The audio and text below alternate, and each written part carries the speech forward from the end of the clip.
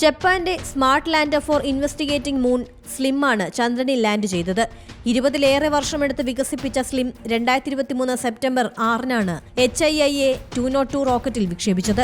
ലക്ഷ്യസ്ഥാനത്തിന് 100 metre പരിധിയിൽ കൃത്യമായി land ചെയ്യുക എന്ന ശ്രമകരമായ ദൌത്യമാണ് ആദ്യഘട്ടം പൂർത്തിയാക്കിയത്. ഷിയോലി ഗർത്തത്തിന് സമീപമുള്ള ചെരിഞ്ഞ പ്രതലത്തിലായിരുന്നു ലാൻഡിംഗ്. ചന്ദ്രനിലെ കടൽ എന്ന് വിശേഷിപ്പിക്കുന്ന മേയർ നെക്ടാരിസിനരികെയാണ് പേടകമിറക്കിയത്. ഇതോടെ ചന്ദ്രനിൽ സോഫ്റ്റ് ലാൻഡ് നടത്തുന്ന 5ാമത്തെ രാജ്യമായി Japan. America, Soviet union, India, China എന്നിവയാണ് മുമ്പ് ചന്ദ്രനിൽ സോഫ്റ്റ് ലാൻഡിംഗ് നടത്തിയ മറ്റ് രാജ്യങ്ങൾ. സ്ലിം ദൌത്യത്തിലെ ലാൻഡർ ചന്ദ്രനിലിറങ്ങിയെങ്കിലും ദൌത്യം പൂർണ്ണ വിജയമാണോ എന്ന് ഉറപ്പിക്കാൻ സിഗ്നലുകൾ ലഭിക്കേണ്ടതുണ്ട്. നേരിട്ട് ചന്ദ്രനിലേക്ക് പറക്കുന്നതിനു പകരം ചാന്ദ്രവാഹനത്തോടൊപ്പം റോക്കറ്റിൽ ഘടിപ്പിച്ചിരുന്ന ഒരു ബഹിരാകാശ ടെലിസ്കോപ്പിനെ ശൂന്യാകാശത്ത് സ്ഥാപിച്ചു. തുടർന്നാണ് ചന്ദ്രന്റെ ഭ്രമണപഥം ലക്ഷ്യമാക്കി സ്ലിം കുതിച്ചത്. ജനുവരി 14-ന് ചാന്ദ്രഭ്രമണപഥത്തിലെത്തിയ സ്ലിം കഴിഞ്ഞ ദിവസം താഴ്ന്നു പറക്കാൻ ആരംഭിച്ചിരുന്നു.